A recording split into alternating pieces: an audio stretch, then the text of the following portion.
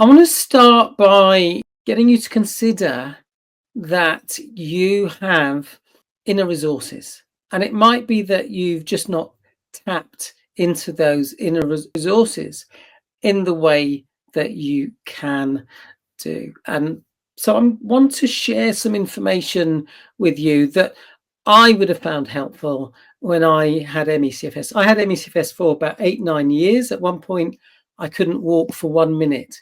And I went from not being able to do much to being able to work again, play sport, live my life fully. I've been to 2 festivals this summer, had a great summer, and that's kind of what I want for you. I want you to know that it is possible to make progress towards your health goals. It is possible to heal and recover. Healing and recovery is 2 different things. Recovery for me is about level of functioning. Healing is about the degree to which we are whole and have a wholesome, healthy relationship with ourselves, which means we can interact with the world in a much healthier way. Let me know if you'd like some of that in the chat. Just put a hell yeah or South Coast cluster. Find out more about emotions. Okay, hello from Fareham, UK. So I've got a thumbs up. Yeah, give me a thumbs up or a hell yeah or whatever if that's something you'd like to learn. And it's really great if you do participate, because if I ask a question, I really invite you to not give a crap about whether you get it right or wrong. Am I correct in assuming everyone here is going to be supporting everyone else who's sticking their neck out, answering a question, having a go, interacting, and making this a more interesting experience? So I'm getting thumbs up, hell yes, 100% parts, etc. Muscly arm from Anna. So absolutely yes, perfect, fantastic. Thank you for participation. All right, so what I want to do is that I want to give you some information today to help you get unstuck. And if you're interested, I will tell you about how you can join an implementation session. This is about the top level overview. And then the next session is going to be an implementation session, so that within 14 days, you've got a clear map for how to move forward. Okay, so, and I'll tell you more about that implementation a little bit later. So how I'm going to structure this, I'm going to give you as much good information as I can, and I'm going to take maybe 30 minutes, 40 minutes, and then there'll be a Q&A session right at the end. If you're interested, I'll tell you about a course I'm starting soon. If you're not interested in that, you're welcome to leave. So I'm only to be completely transparent, that's only for people who are interested. Okay, but I want to give you useful information before we get to that point. Okay, so this is for you if you've got ME, CFS, fibromyalgia, long COVID related conditions. If you've just joined, please mute yourself. I can hear some background noise, so just hit the mute button if you can't find it. Yeah, I think someone's found it. So still letting people in. Note to self, gets an admin person to do that next time. So yeah, if you've got those conditions I mentioned, I want you to leave with an understanding of why symptoms may hold the key to healing, how you can reduce stress and anxiety. And what I'm going to be sharing with you on that is something that when I realized it, it was just a game changer. It helped me reduce my anxiety. It helped me understand how I was generating anxiety, because there is, if you like, a recipe that you have to do to generate anxiety. Once I understood the recipe, I was able to, with practice, change that. And I'm a person who experienced anxiety and panic attacks.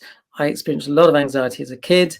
One of my neighbors was telling me a while back that at one point my dad had to drive to the station and pick me up, so I was so anxious, couldn't get on the train. Okay, and even the idea of doing a talk like this once upon a time, that would have terrified me. I remember the first time I did a live session, I couldn't speak, and I blamed it on tech. But that was just because, number one, I wasn't as prepared as I should be. And number two, I had some very unhelpful things going on in my head that meant I felt like I had to be perfect, etc. So we're going to talk about why symptoms may hold the key to healing, how you can reduce stress and anxiety, how to stop overthinking. Again, if that sounds good, put another emoji of your choice in the chat. Okay, so the problem is that many people I talk to recognize that they get new and shifting symptoms, brain fog. They don't really know how to deal with it. Doctors help with the diagnosis. Thanks for the thumbs up, the yeses, etc. But you might be lucky and have a very kind, sympathetic doctor, or a doctor who's dismissive. But either way, is it right that they're not really able to give you the help that you'd like? Just put DR if you agree with that the doctors aren't really able to help. I had lovely doctors. I was very lucky, and yeah, I'm seeing some DRs. But they didn't know how to help me. One of them was trained in acupuncture, and she said to me, actually, I think the stuff that you're doing, i.e. at that point, I was really focused on reducing my stress levels. She said, I think you're on the right track. I realized there's more to it than that, and we'll get into that. So again, lots of responses. Thanks for that. So, and here's the problem. Stress can keep you in survival mode, and symptom chasing often doesn't produce results. Let me know if that's the case. I tried lots of treatments, I didn't so much try medication because my intuition was that my body was just too sensitive for medication. But I tried loads of supplements, loads of different treatments.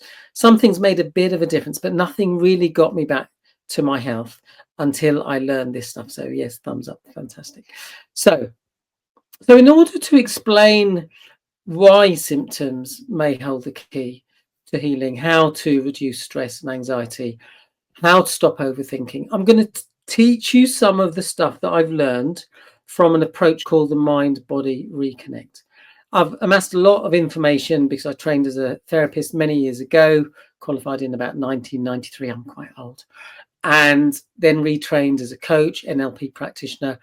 But what I learned about the Mind-Body Reconnect in the last few years has been a total game changer and has really informed how I live my life.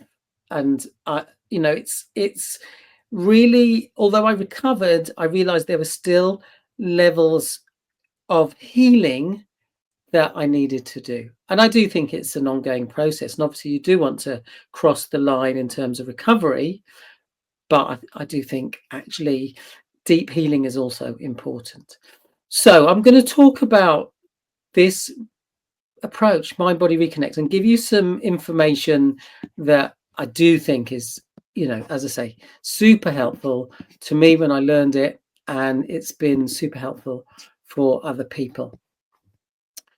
Let me just get, okay, so before we do that, actually, I'm going to give you a little flavor.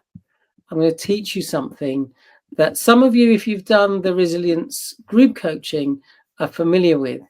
But if you haven't done that, I know one person at least said this is their first time on a call with me.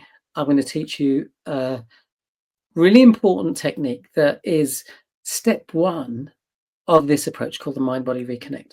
So I invite you to close your eyes. Obviously, only close your eyes if it's safe to do so. Don't close your eyes if you're doing anything which would put you in danger.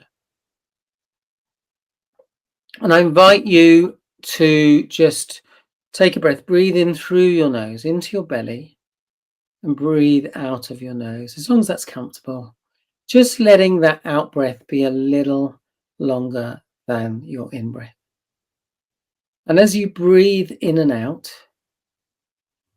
I invite you just to tune in a very particular way.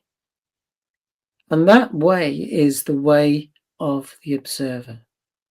So I invite you to just observe the symptoms in your body. You might call them sensations. For me and for many other people I've shared this idea with, they've found the word sensations less emotive.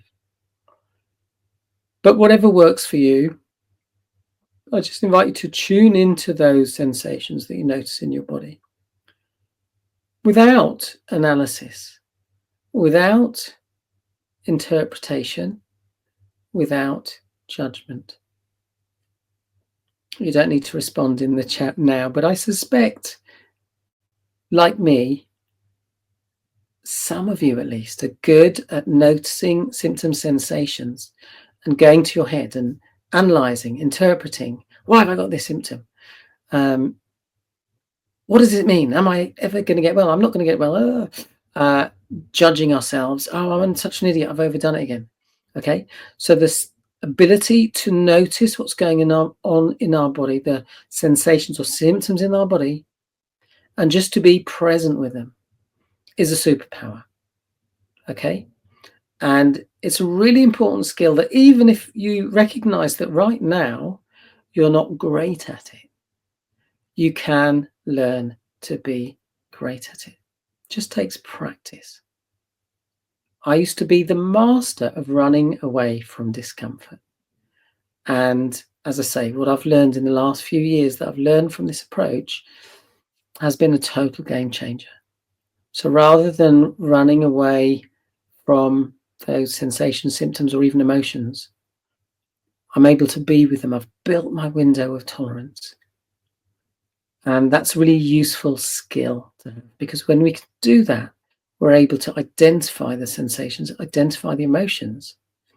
And that's the first step towards deciphering those messages. And I'll talk a bit more about that in a moment. But for now, I invite you just to bring yourself back.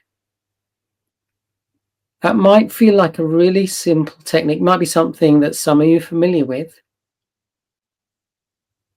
I invite you to be curious about how easy it is for you to just be with those sensations, symptoms, and even emotions without going to your head. Okay, so bring yourself back and let me know just how you found that very simple, very short exercise. Literally, it was 2 or 3 minutes. Yeah, so but Lynn says used to tried many things, years of different treatments. So I'll get into it, and yeah, I'll have a look at your comments as we go. So I want to talk about the mind-body connection. Many conditions, many illnesses have a mind-body component. Okay, I work a lot with people with ME, CFS, fibromyalgia, long COVID, etc. And often what shows up are other issues such as anxiety, depression, and lots of stress. So comments, good stand back and just be in the awareness. Useful. I find it easier with symptoms than emotions. Okay. Heart, good, more in my body, fantastic. Felt I was holding myself lovingly, fantastic. Is labeling okay? Yeah, absolutely. Labeling is useful. I was right about doing it wrong. Maybe a bit little perfectionism. Whoops. Again, it's good. You notice that. Be kind to yourself. I'll talk about the 3 C's, which I talked about in the email. You might have read that. It's if you notice you're doing that, that just means you're good at being in your head, okay? And my goal is to teach you how to be a bit more rubbish at being in your head when it's not useful to. Okay, felt I was making space in my body, says Claire. Lovely, love that. So the mind-body connection is a piece of the jigsaw. We need to get curious about what's going on.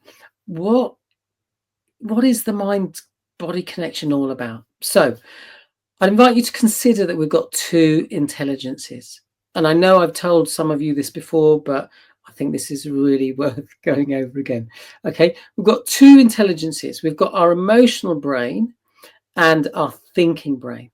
And when they work together well as a team, then the result is energy, health, well-being. And I would suggest you've got experience of your emotional brain and thinking brain working well together, okay, and having those good feelings as a result.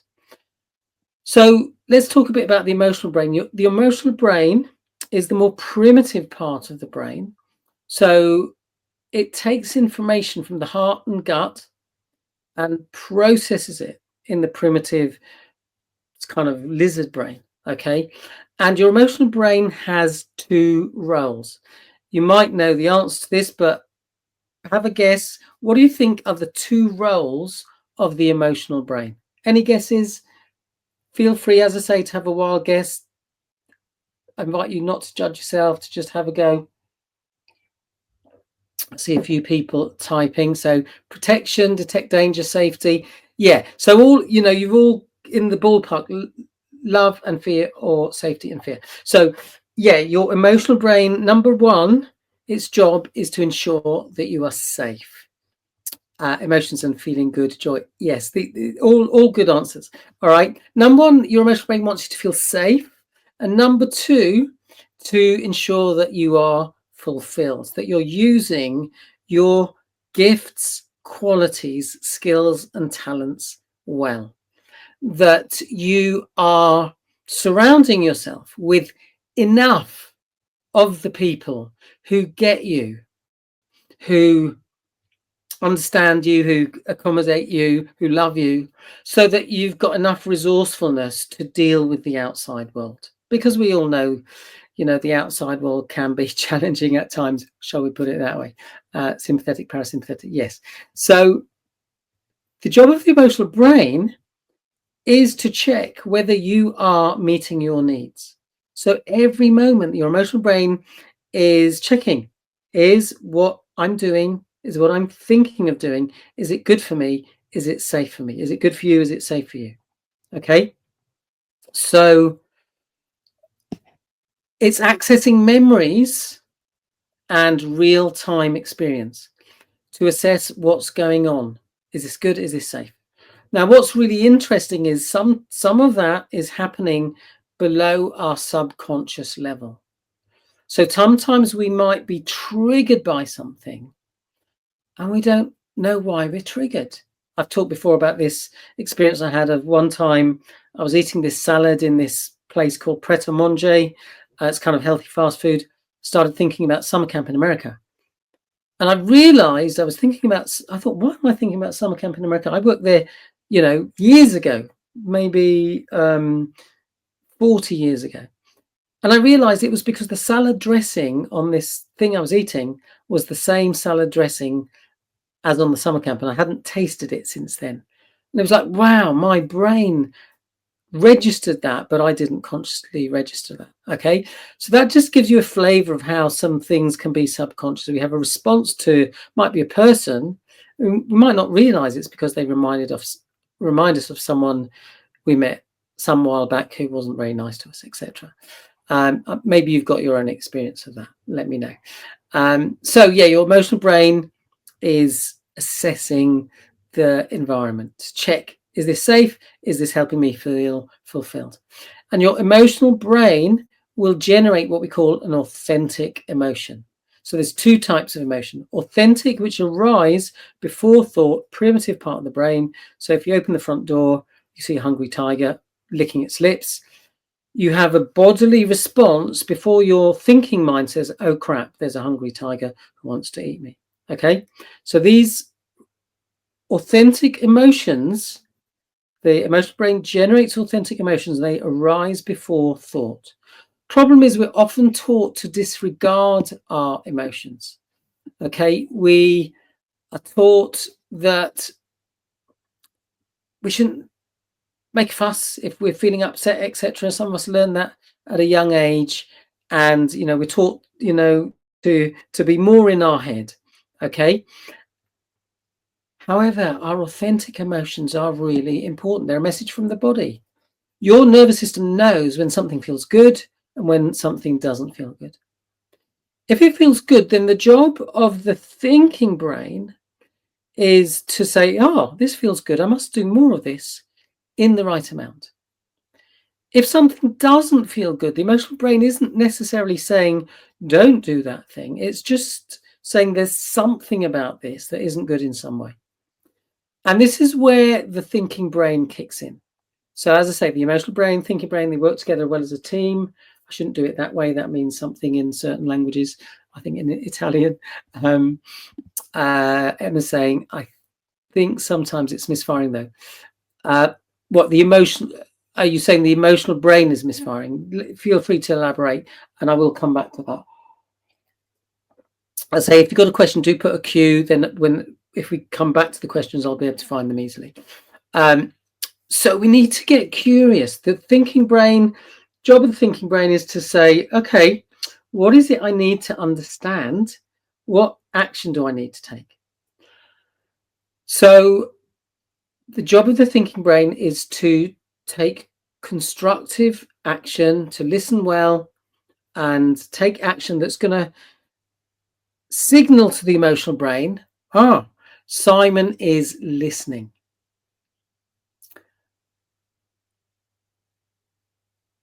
I'll come back to that. That's a very good point you're making, and what I'm about to share will elaborate on that, I think. So when we listen and respond well, the emotional brain stops sending negative emotions and it sends positive emotions and energy.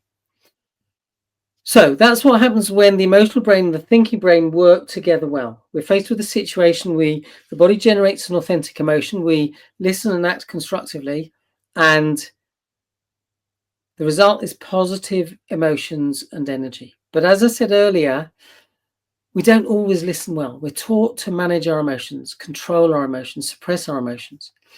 We don't notice our emotions. So is it fair to say there have been situations where something didn't feel right, but you didn't act on it? Is that true? Just put a yes in the chat or a Y if you're feeling really lazy. If we don't listen, any guesses what happens? The emotional brain wants to get our attention. It wants us to be safe, wants us to be fulfilled. Any guesses what happens when we don't listen to the emotional brain? Emma says symptoms. Yes. First of all, actually, it turns up the emotions. It speaks louder. But if we don't listen, it shouts louder. It will give us symptoms. Not to punish us. It's just got a limited way of getting our attention. You know, if you think of your caveman, cavewoman ancestors, you know, they lived on their wits. You know, if they were walking in the woods and they heard a crunch, their physical body had a reaction, okay, which they needed to listen to in order to potentially survive. It might have been just a harmless animal, but it could be a saber-toothed tiger or an invader, okay? Now, Western medicine sometimes views these symptoms as a malfunction and thinks the solution is medication. Of course, there are times when, you know, medication is life-saving, etc. But sometimes there's not an understanding that it's a communication from our body. Our body's communicating all the time. You know, we get hot, we take our jump. If we get hungry, we eat. Thirsty, we drink. I used to have a lot of throat problems when I was younger, and I lost my voice a few times. And I realize now it was due to emotional stuff that was going on. All right. And I've spoken to lots of clients who told me the story that they had tonsillitis. The doctor said the next time that happens, we're going to operate. Their tonsillitis went away, never came back. Okay. I've had about 5 people tell me that. And I asked them, well, why do you think that happened? And they say, well, from what you're saying, sounds like the emotional brain decided it wasn't safe to send that signal. And actually, they don't do those operations much these days. Okay, it's gone out of fashion. Now, I mentioned that if we don't listen to the emotions, we get a symptom. So that lump in my throat was a signal that I'd missed the emotion. And now it was coming to my attention as a symptom. Okay, if we don't listen, then ultimately we'll end up in what we call the symptom state, where we're overwhelmed with symptoms. Let me know if that's something you've experienced. Again, you can put just a Y in the chat. That's certainly something that I experienced where I had loads of symptoms. Okay. And what was really interesting is that there were times when those symptoms lasted a long time. And there were times when those symptoms went away very quickly, within hours. Okay. And sometimes I was feeling completely relaxed.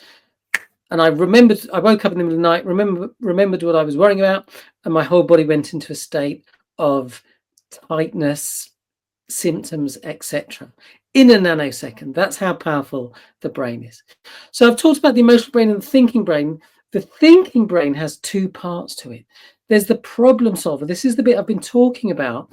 Actually, I've got a slide. Let me just find my slide to show you, because this is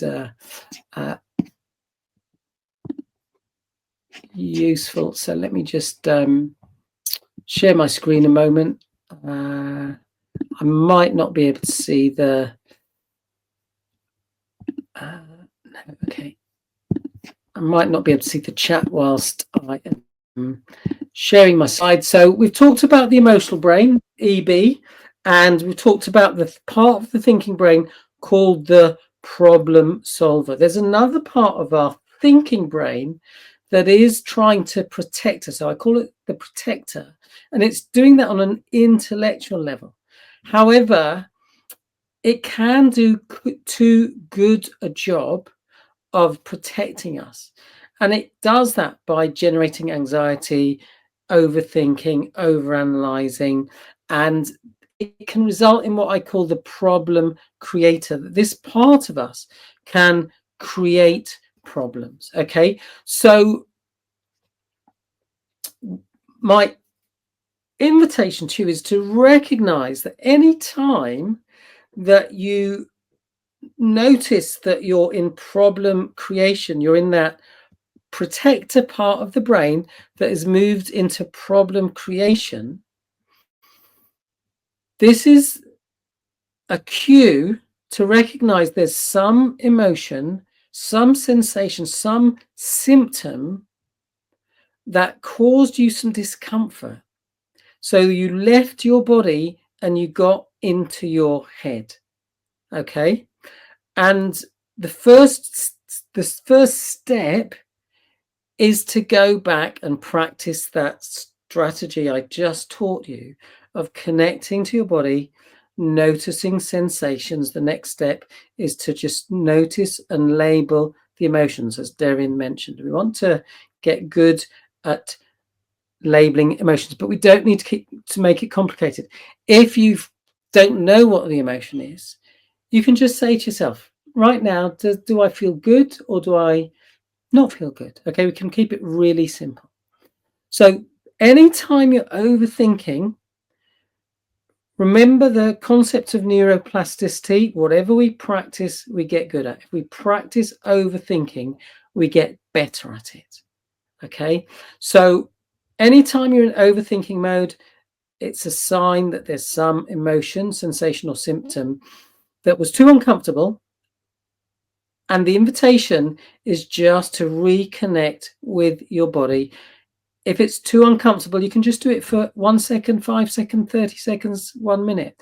Okay, so you don't have to spend too long if it's too uncomfortable.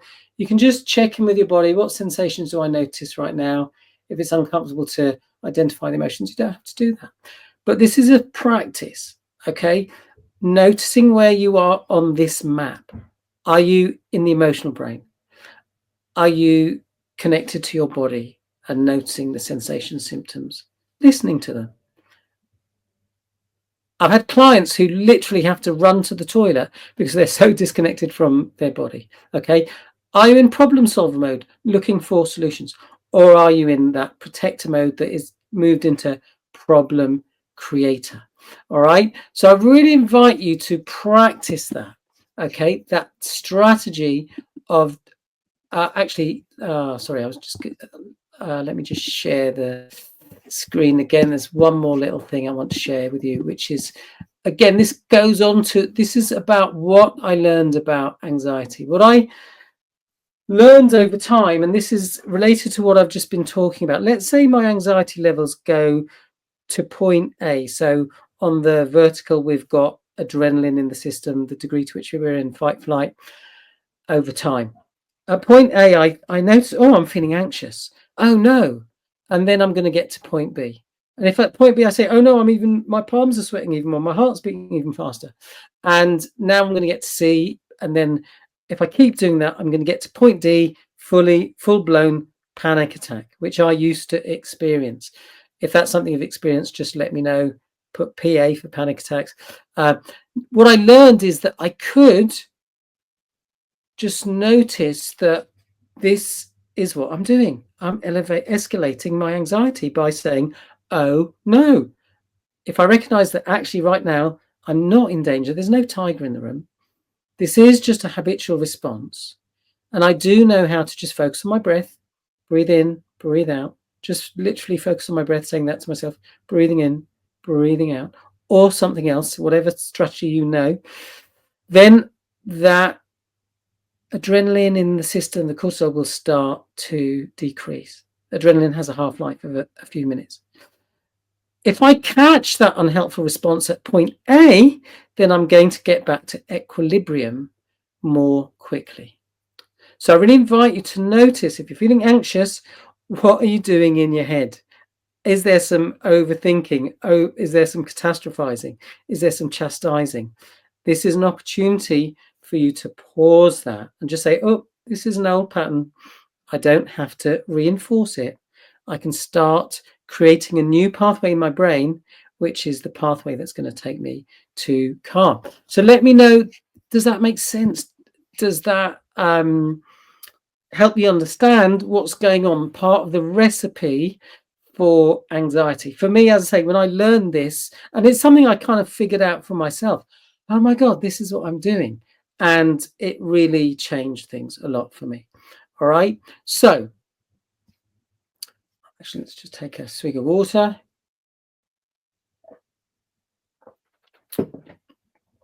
All right. So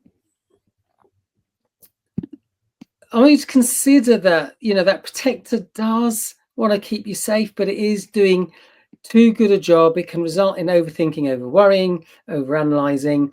I used to worry what people thought. I worried I'd upset people. I'd be very self-critical. And all these behaviors, over worry, overthinking, over analyzing, can result in behaviors which are attempts to make us safe. So we become people pleasers, perfectionists, as someone was mentioning earlier, overachievers. We can get into controlling behaviors, avoidant behaviors. As I said earlier, whatever we practice, we get good at. Good news is we can get rubbish at those limiting patterns and get really good at the life affirming patterns. I used to be a worrier. I'm much more rubbish at being a worrier now. Okay. As I say, there's a time when giving a talk like this would have been absolutely terrifying. So I've talked a bit about why symptoms may hold the key to healing, how you can reduce stress and anxiety, how to stop overthinking. If you've got any questions about that, pop them in the chat. And does that answer your question? Let's just go back to, all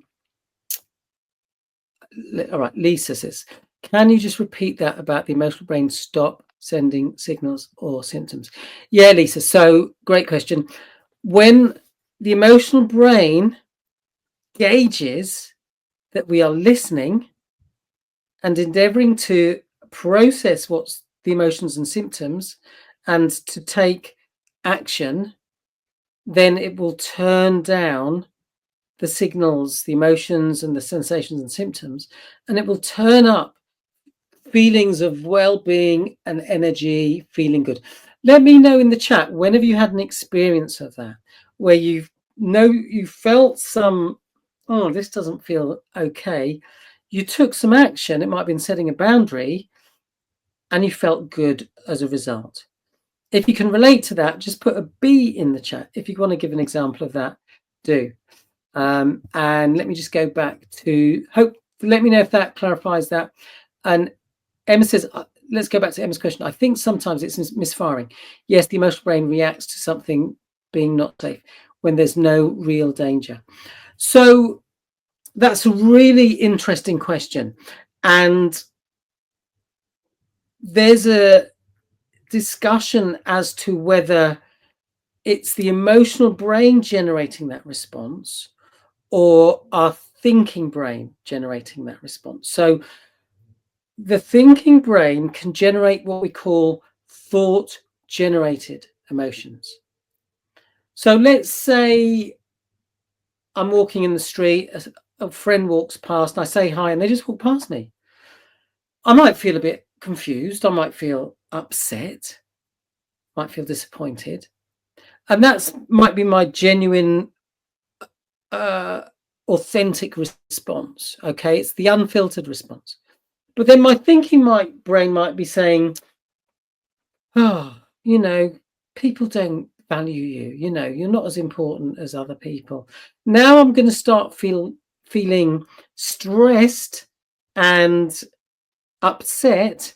Okay, and if I do that enough times, that is going to be an instant automated response. Okay, I don't think we need to get too caught up on whether is it the emotional brain or the thinking brain, but you raise a good point. The fact is, it's become a conditioned response, and we can still unlearn that response. I used to get very triggered if I was trolled online, if someone was critical, because I had this subconscious belief.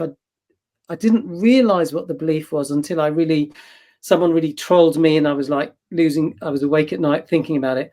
And after a couple of days, I thought, I'm having this reaction because I have a belief that if someone criticizes me, then that means I'm bad or wrong. And that was a learned behavior from long ago. And once I realized that belief, it created a shift. I now feel much less triggered. I'm not saying I'll never be triggered by someone trolling me or whatever, but I'm much less affected by it. I'm much more of the mindset of, hey, if you want to have a conversation about this, happy to do that. But if you're just going to be disrespectful, I'll just block you. Okay. So let's just have a look at the comments.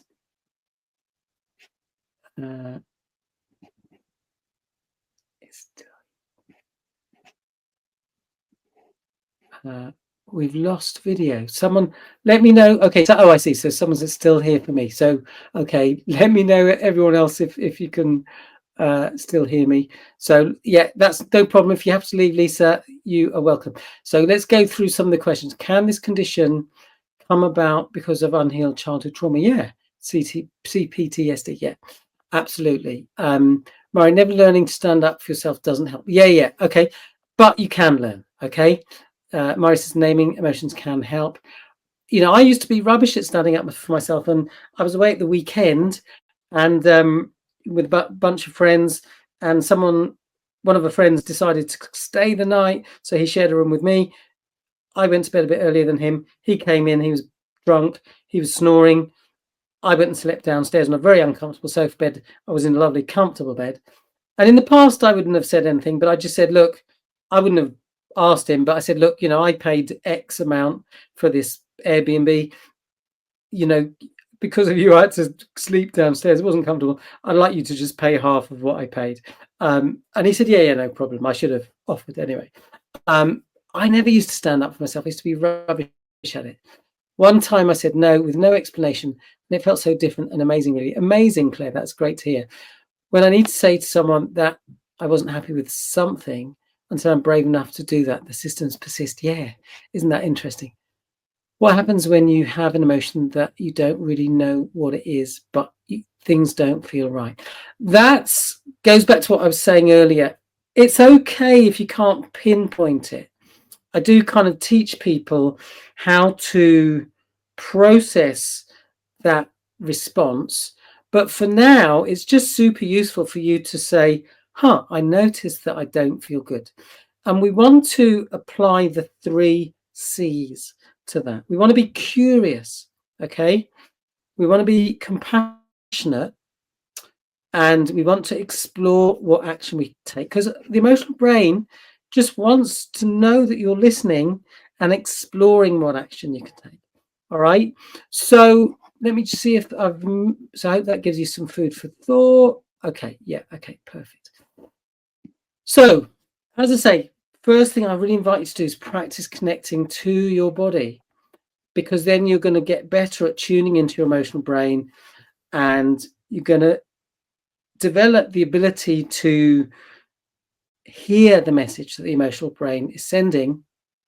And as I say, as you learn to listen and respond appropriately, your emotional brain will stop sending those signals. So curiosity, compassion, constructive action. Now, the thing is, many of us are sensitive. Yeah, Kate, you beat me to it. The emotional brain doesn't need the right answer. It just needs to know that you are listening to you. And when I shared that in a Facebook group, someone said, oh my God, that's so good to know, you know, because I'm so worried about or fixated about doing it right, getting it right. And that used to be me. Oh, I've got to get healing right and recovery right. Your emotional brain doesn't care about you getting it right. It just cares that you're looking to explore what action you can take. Okay. Your emotional brain wants you to be safe and happy now. Now, many of us are highly sensitive people. Let me know if that's true for you. If you're a highly sensitive person, put a H or HSP in the chat. So that is actually really good to know. Yeah, so that's exactly why. And yeah, I'm getting lots of HSPs. Okay. That's why I think it was Dali's perfectionism. We want to spot the perfectionism, love ourselves, and say, look, I don't need to be perfect. I need to just be experimental. Okay. So that isn't that interesting. A lot of people saying HSP have got at least 10, 1, 2, 3, 4, 5, 6, 7, 8, 9, 10, 11. Okay. So that's 11 out of 27 people who are here. So your emotional brain wants you to be safe and happy now. The power is in the now. We can't change the past. We can change the way we feel about the past. We can change the way we think about the past. We can't control the future, but we can change the way we feel and think about the future. Okay? We've all developed habits and patterns. Some of them are useful, some of them are not useful. So if you recognize that you develop some unhelpful patterns, it might be perfectionism, it might be people pleasing. I was a people pleaser. And that trait still shows up in minor ways now, but I'm much more aware of it. Overachiever, perfectionist. I was perfectionist. I realized, you know, I didn't want to stick my head above the parapet and start doing YouTube videos for a long time, just because I thought they might not be perfect and people might bully me. And now I don't care. All right. So I was a worrier. I was very good at, these are all attempts to be safe and to achieve acceptance and love, but they can limit us. But we can learn to listen through trial and error. Okay. And this is what the Mind-Body Reconnect is all about. So Natalie says, do you always have to act on the emotion once you've recognized it? Brilliant question. Not always. I'll give you an example of that. I had a client who worked in a very male-dominated industry, and they were at the point, in fact, I've had a few clients who are in this situation. They were all women, all working in an industry, a lot of men, and they kind of were close to retiring or moving to another job.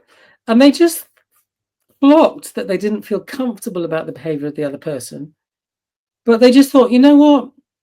I feel I've fought the fight. It's up to somebody else now. I feel I've done my bit. Okay. So you don't all have to, but you do. It's important to just notice what happens. Okay. It can be enough. Your emotional brain can say, oh, you've listened, you've acknowledged, that's enough. And it will turn, you know, it will turn down the signals. If it doesn't, it might be there's some action that you need to take. And if there's some resistance to taking some action because it's uncomfortable, that's understandable. That is something you can learn. All right. And this is one of the things I teach people is assertive communication. All right. Because when I learned it, it was an absolute game changer. So I have talked a bit longer than I had, but I have also answered some questions. Do add any questions you've got. So I'm going to, I'd like to, with your permission, just talk a bit more about the Mind-Body Reconnect and the 12-week course that I'm about to start soon. If you don't want to hear about that, it's completely fine. If you want to leave now, that's completely fine. Just to let you know, there is, obviously, I've mentioned that there's a prize draw, and I will be announcing the winners of that in a couple of days, so that other people get a chance to watch the video first. Lynn says, thanks, Simon. Great information. You are very welcome. So, as I say, I'll just talk briefly about, I'll just in a few, not too long. I want to aim to finish on the hour. So, you know, as I've talked about, this is all trial and error, learning to get the emotional brain and thinking brain working well together. Thanks for the session and info. Have to go. That's fine. No problem. Getting the emotional brain, thinking brain working well together and not allowing the problem creator part of the thinking brain to dominate the proceedings.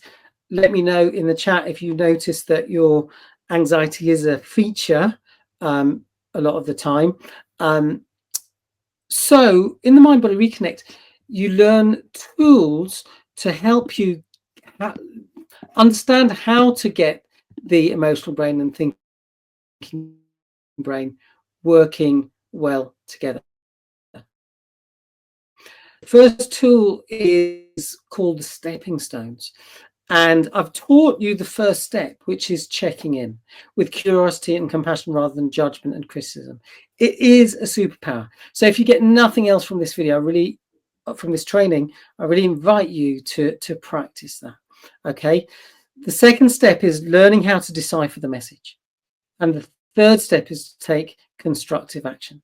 And as Kate pointed out, the emotional brain's not so concerned with you getting it right. It's more concerned with you listening and exploring. Okay. And when we do that, the emotional brain will turn down the emotions and sensations and symptoms and will turn up feelings of energy and well-being.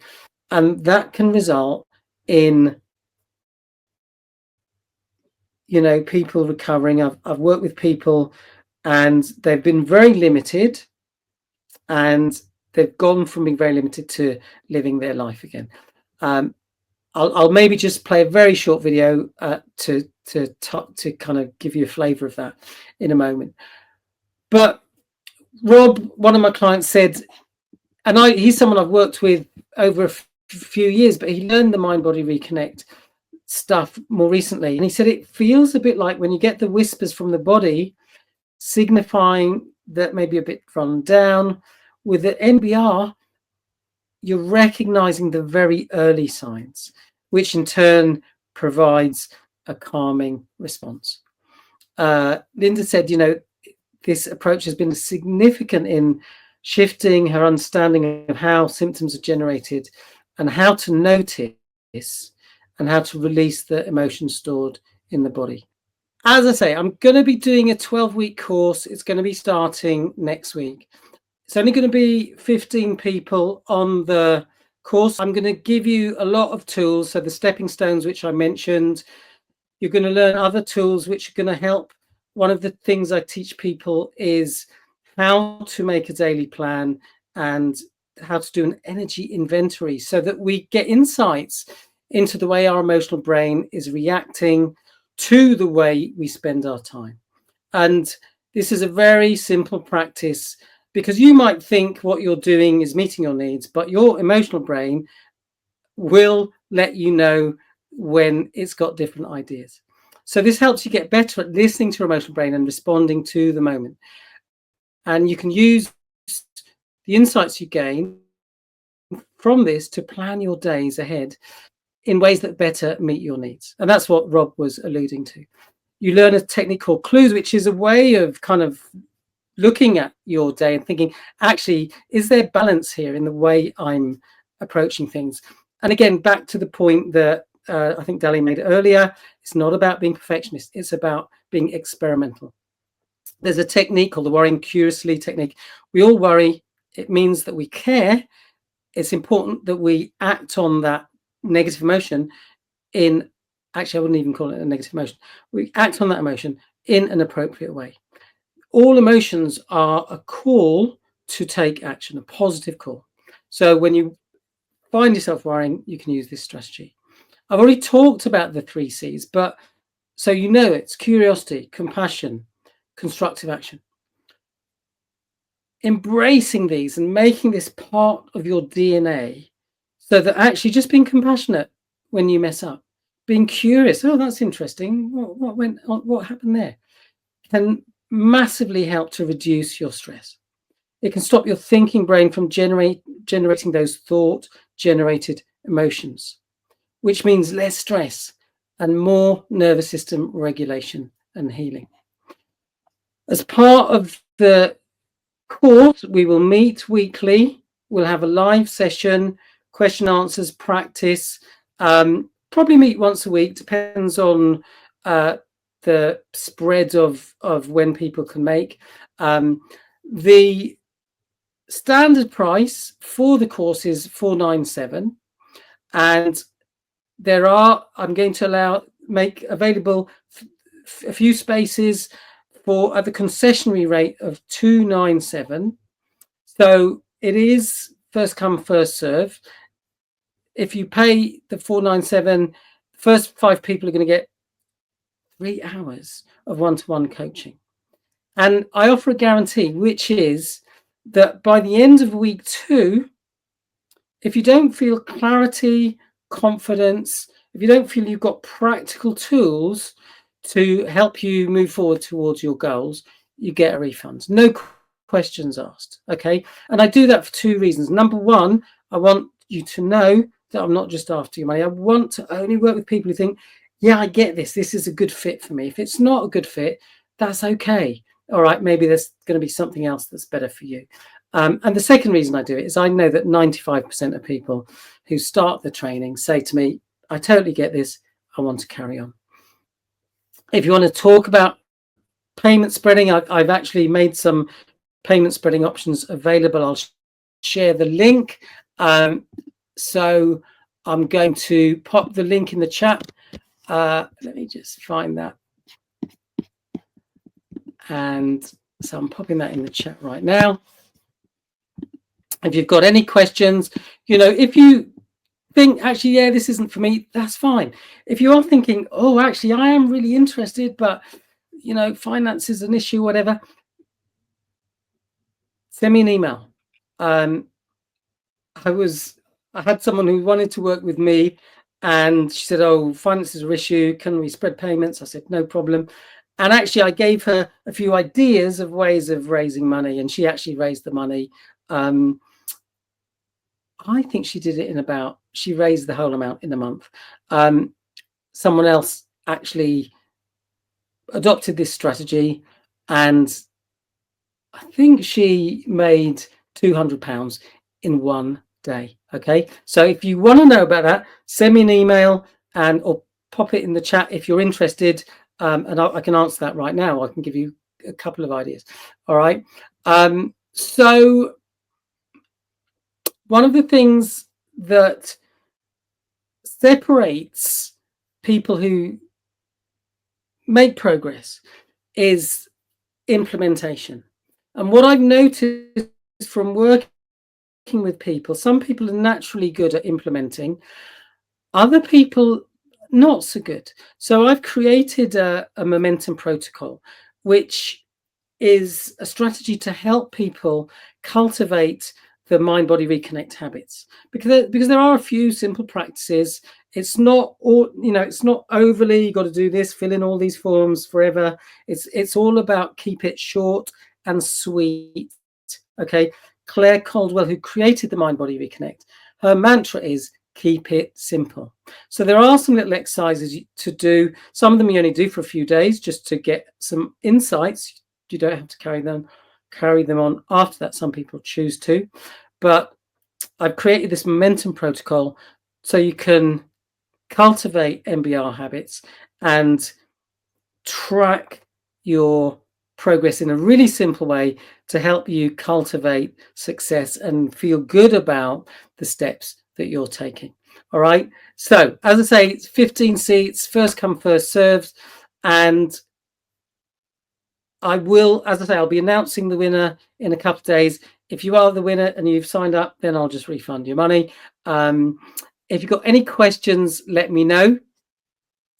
Let's say, there's a few comments. That just sounds interesting, Simon. You know, as I say, I've learned a lot of stuff. I first started training as a counsellor back in, I think, 1989. I've learned a lot of things. I've done lots of courses, and this stuff was just a total game changer. Okay. So I also invite you to think of what you can do to give yourself a pat on the back for being here for over an hour, because you want to learn, because you're open to learn.